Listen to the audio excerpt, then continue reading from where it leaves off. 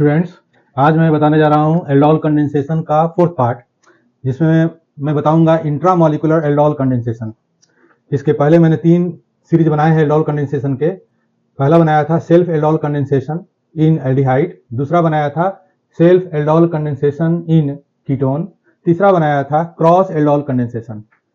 बहुत से बच्चों का फोन आया कि सर चौथा वाला भी बनाइए, हम लोग देखना चाह रहे हैं। तो मैं आज बनाने जा रहा हूं aldol condensation intramolecular, fourth series है ये। देखिए, इसमें बच्चों 2 केस होते हैं, समझिएगा।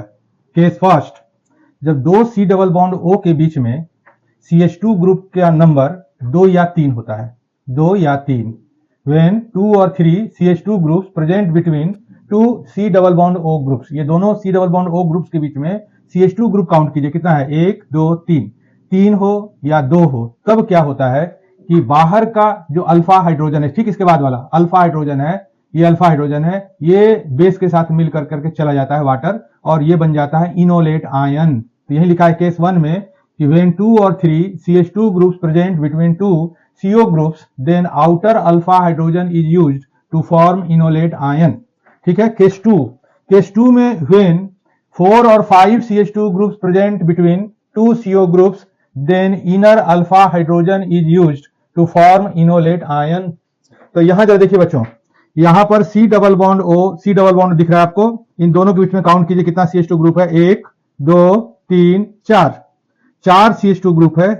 तो जब 4 CH2 ग्रुप है तो कहता है कि बाहर वाला तब CH3 यूज या हाइड्रोजन यूज नहीं होगा, तो अंदर का अल्फा हाइड्रोजन यूज होगा। जब ये कंडीशन होगा, ये केस होगा जब 4 या 5 CH2 ग्रुप रहते हैं 2 CO ग्रुप के बीच में, तो अंदर वाला अल्फा हाइड्रोजन यूज होता है इनोलेट आयन बनाने के लिए। जैसे यहां मैंने एग्जांपल दिया है, यहां देखिएगा C डबल बॉन्ड O के बीच में 2 C डबल बॉन्ड O है, इन दोनों के बीच में 1 2 3 4 CH2 ग्रुप्स हैं, तब इसके हिसाब से अंदर वाला अल्फा हाइड्रोजन यूज होगा इनोलेट आयन बनाने में। ये चला जाएगा वाटर बन करके OH के साथ, और ये बन जाएगा इनोलेट आयन। तो ये 2 केस हैं। अब हम 1 बाई 1 कर करके दोनों केस को देखेंगे।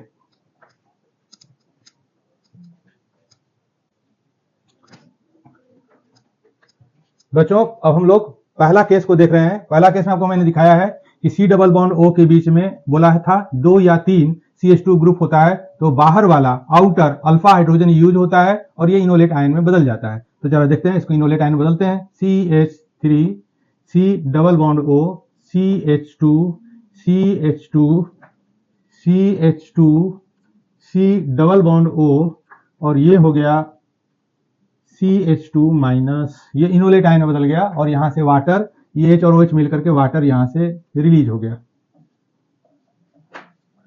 वाटर रिलीज होने के बाद अब ये आकर करके इसके साथ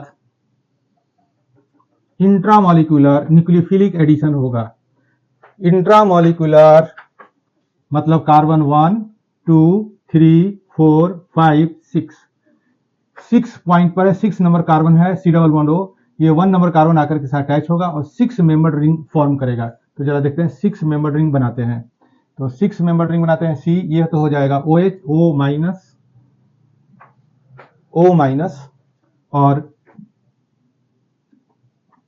CH3 इस पे लगा हुआ पहले से, ये वाला CH3, ये 6 नंबर कार्बन है, 6 नंबर कार्बन है। अब इसके साथ हम लोग carbon number 1, carbon number 2, carbon number 3, carbon number 4,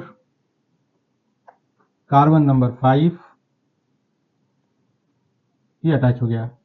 मतलब ये था कार्बन 1, ये 2, ये 3, ये 4, ये 5, ये अटैच हो चुका है इसके साथ। अब ये इसके बाद का आप मैकेनिज्म समझ रहे हैं कि ये वाटर से H प्लस ले लेगा। वाटर, कौन सा वाटर, तो ये वाटर जो यहां से रिलीज हुआ है, इस वाटर को से ये H प्लस लेगा और इसको OH के माइनस के रूप में हटा देगा। H प्लस ये ले लिया, लेने के बाद ये OH हो गया, ये बन गया एल्डोल कीटोल, क्योंकि कीटोन से ही ये बन रहा है, तो कीटोल बन गया। यहां देखिए कीटोन ही है, ये कीटोल बन गया। तो कीटोल बना, तो अब देखते हैं इसको ऊपर में दिखाते हैं।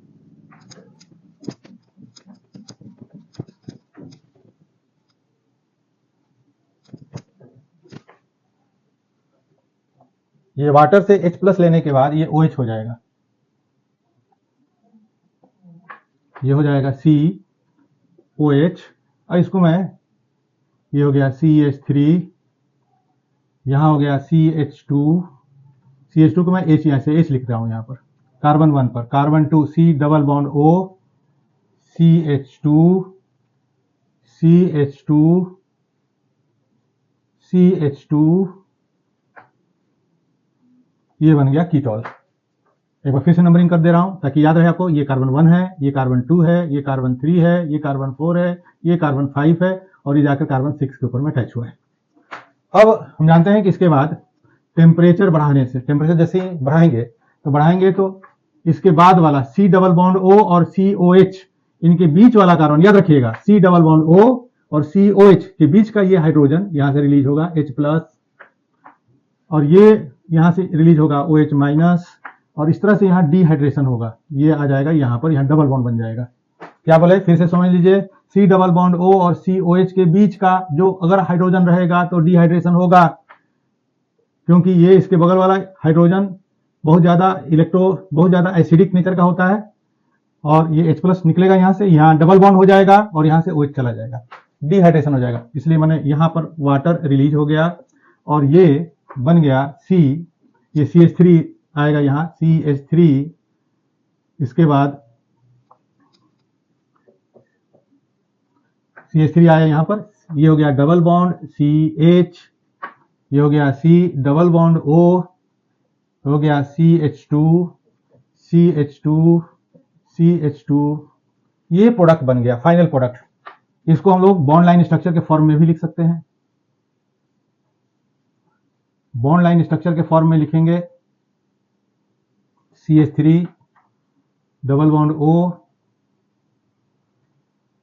ऐसे लिख सकते हैं, ये बन गया।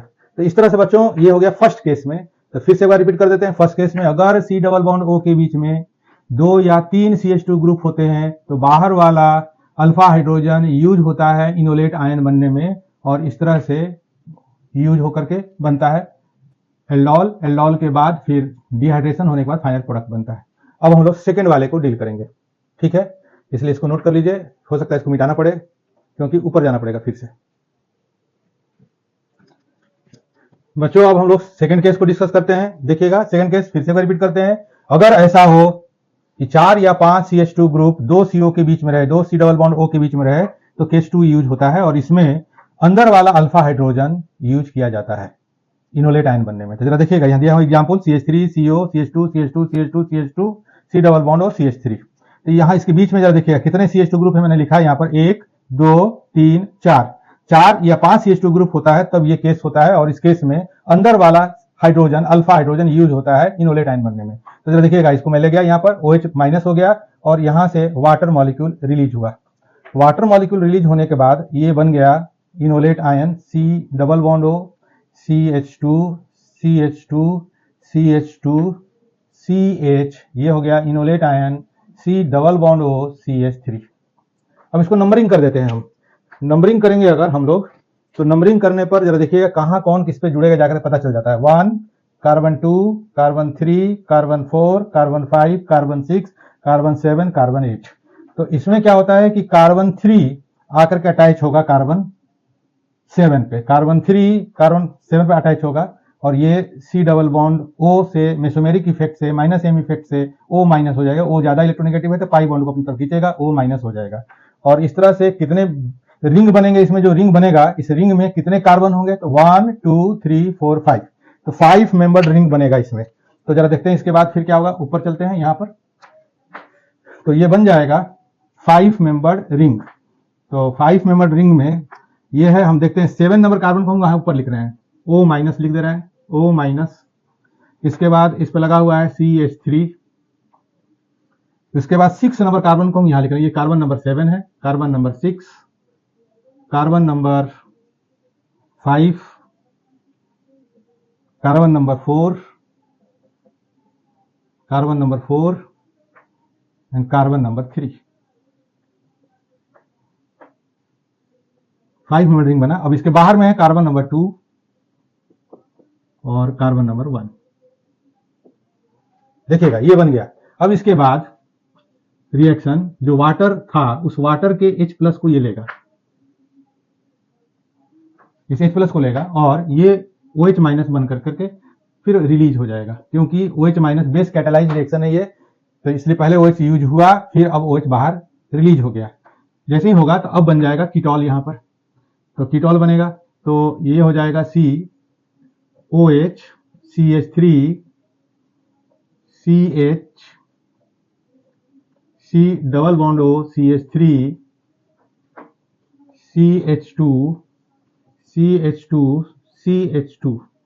जरा फिर से एक बार नंबरिंग कर देते हैं, कौन सा कार्बन कहाँ, ये कार्बन था 1, ये कार्बन 2, ये कार्बन 3, ये कार्बन 4, ये कार्बन 5, ये कार्बन 6, ये कार्बन 7 और ये कार्बन 8। हम लोग शुरू में 8 कार्बन वाला एक चेन लिए थे, ये हो गया। अब इसके बाद फाइनली डिहाइड्रेशन होगा। तो डिहाइड्रेशन के लिए नियम क्या सिखाए थे आपको कि OH, जिस कार्बन पर OH है और जिस कार्बन पर C डबल बॉन्ड O है, उसके बीच वाला हाइड्रोजन डिहाइड्रेशन में निकलता है।